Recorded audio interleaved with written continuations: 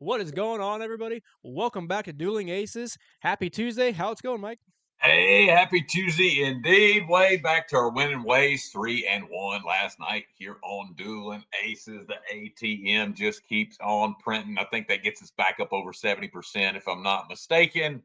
What a run it has been.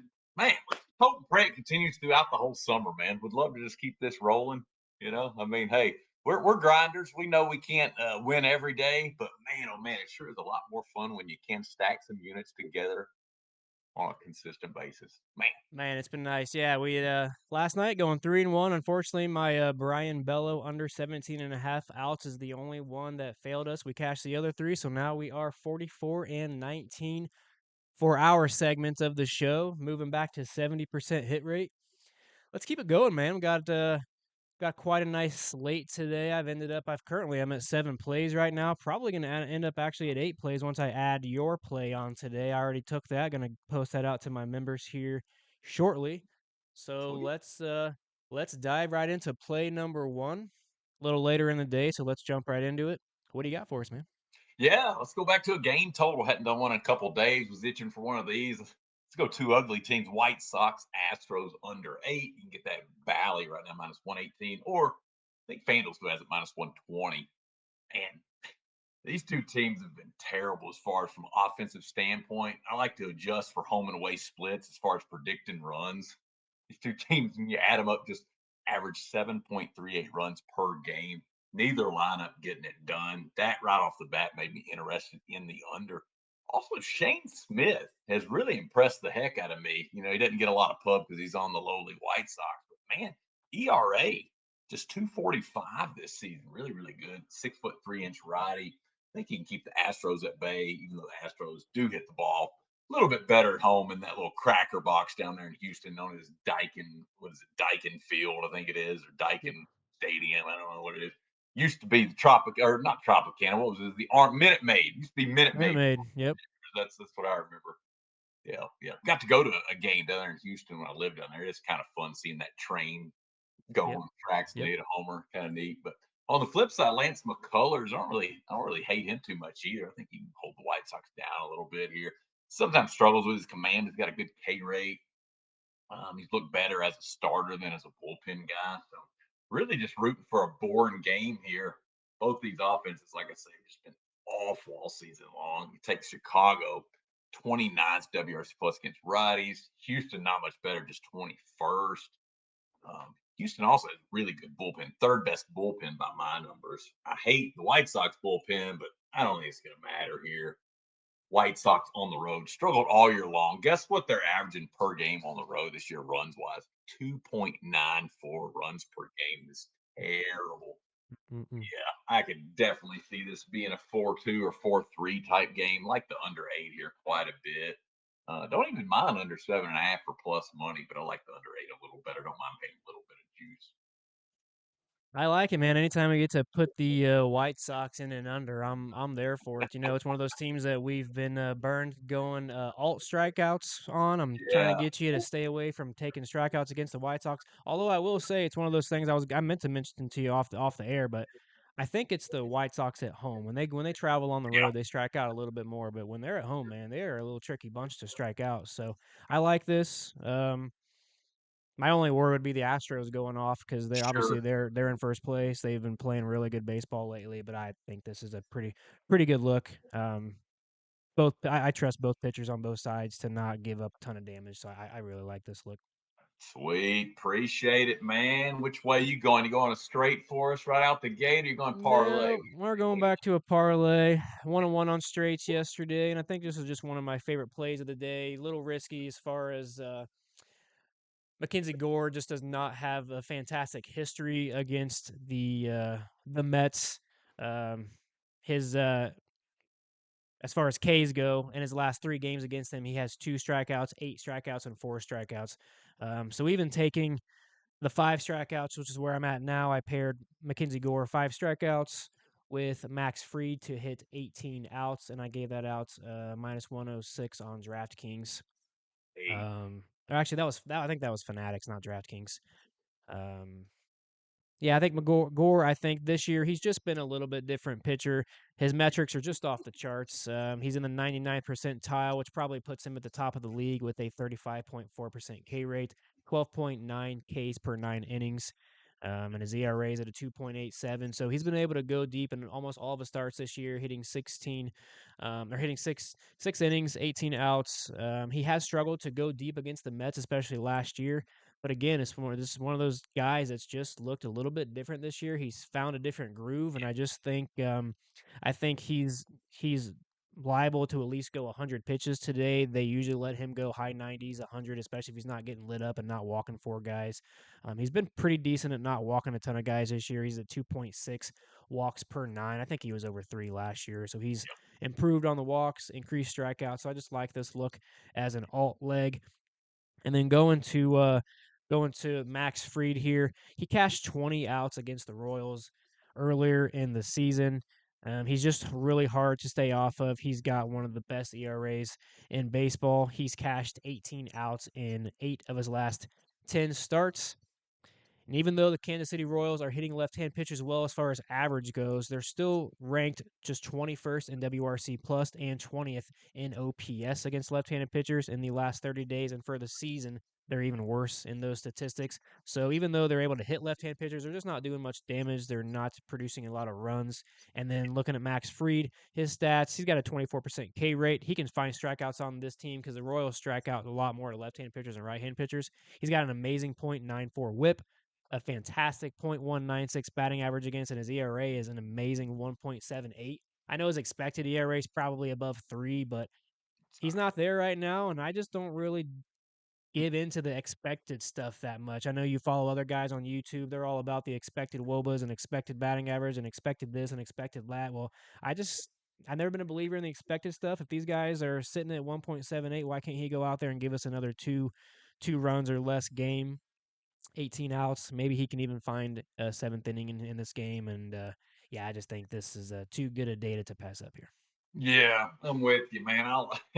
I've made a small bundle riding Mackenzie Gore. I see no reason to quit now. You know, the matchup is a little tougher here with the Mets, but I don't care. I played him at six in a different parlay just because just the way he's pitching, the curveball and the Mm-hmm. slider both, they were good last year. They're phenomenal this year. Nobody's hitting them. Nobody's hitting them. I think I heard a stat this morning on Veasan. Against left-handed hitters, he's striking out 43% batters that are Wow. left-handed. My Oh, goodness, wow. that is absolutely mowing people down. So yeah, I'm going to put Gore in parlays till the cows come home, as we say down here in Tennessee. Till the cows come home, baby.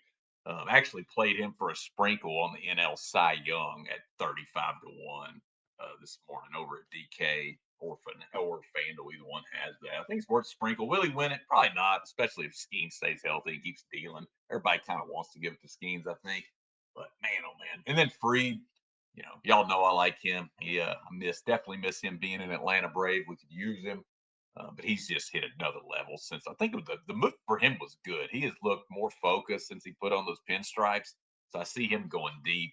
Royals bats just don't do much for me. I can't see them getting to Freed at all. So yeah, I don't know how he doesn't pitch at least six, maybe even 7 innings in this one because gotta love Freed. Doesn't walk a lot of guys. He's just consistent, gets good ground balls. He can run into plenty of strikeouts at times too. So I think that's a really good parlay. And you got a great price there, my friend. What'd you get? Minus 106. That sounds really Yeah. good.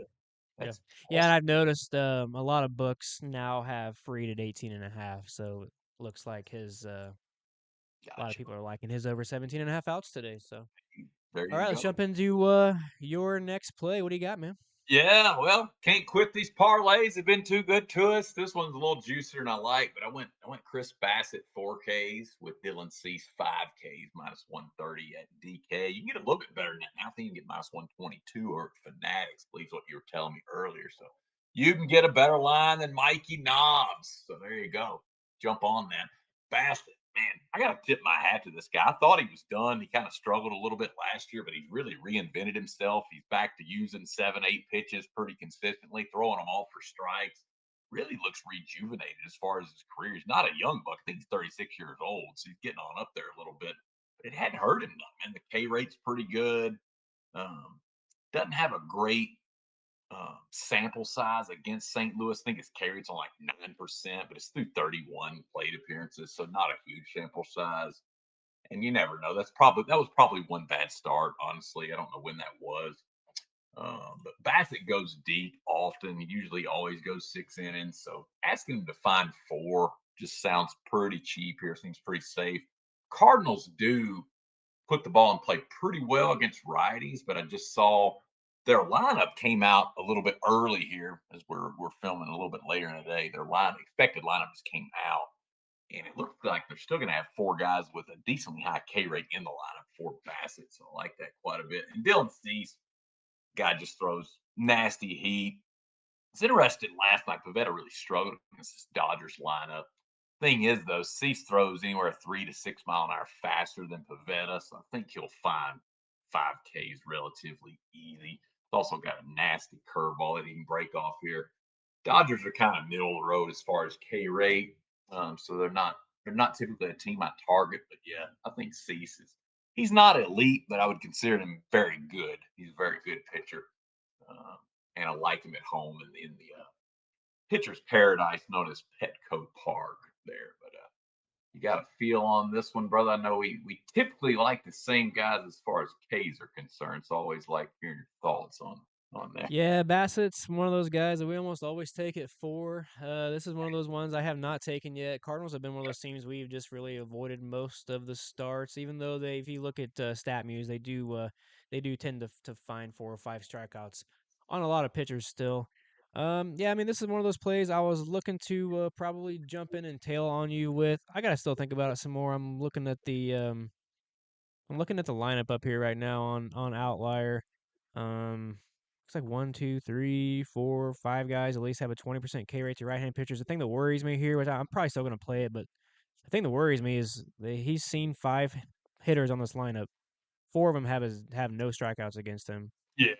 Arenado only has a 12.5 K rate, and they all have above a 1 OPS except Arenado who has a .833. So the 5 guys that are on the lineup that I've seen him uh, absolutely crush him. They have a 3.33 average or higher. 4 of them have an above 400 average, and they hardly strike out against. I don't know. This is a tricky one for me. Um, it's tough because like I said, we almost always take him on 4, and we play. It's one of those kind of like a rotisserie chicken. You set it and forget it.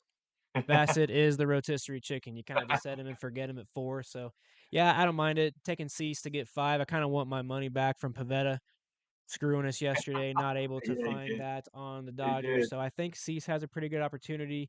Um, it's either you take Cease 5Ks or you go the ESPN route and you take all Cease's under 7.5 strikeouts, and you compare that with Bassett for 4Ks as well. So I Sure. think Yeah. both of those are liable to cash. You can probably play both cash. I'm going to think about which one I'm going to play, but I think either one's a lock. I really like that a lot. So. Sweet. Appreciate it, brother. What else you cooking up for us Yeah, I here on think the last one we're Tuesday? gonna go to today. Struggle between which outs prop to give out. There's 2 of them that are plus money. I think I'm just gonna keep riding the Noah Cameron train until the rails fall off or the wheels Yeah. fall off, as you say.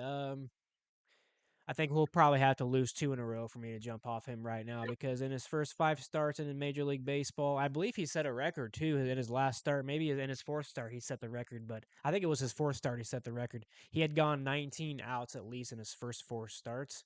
Wow. Then he went 18 last start against the Cardinals, which was actually his second time seeing them. So, Wow. um, That's impressive. still able to find 18. We were hesitant on playing him last start against the Cardinals, just because we wanted to see how he was going to fare against a team seeing him twice. But we ended up playing it anyways, and glad we did because he cashed for us. And now they've opened the lines. It was 16.5. Some books moved down to 15.5 even. So we Wow. locked in Noah Cameron on Profit X at plus 106 over 15.5 outs. It's a scary matchup. There's not a lot of left-handed pitchers that are going deep on the Yankees this year, whether it's at home or on the road. But again, like I said, he's 100%. The Yankees lineup have not seen him just like the rest of the league. So he could have some sustained success here until teams either get more film on him or they actually just see him more than one start. Um, two of the last three and three of the last six left-handed pitchers have been able to go 6 innings on the Yankees, so that's also a positive trend. If I looked at StatMuse and seen all these left-handed pitchers are going like 5 innings against the Yankees, I may have been a little bit more hesitant. But yeah, I think this is just a good look. We got to keep playing it until he burns us a couple times.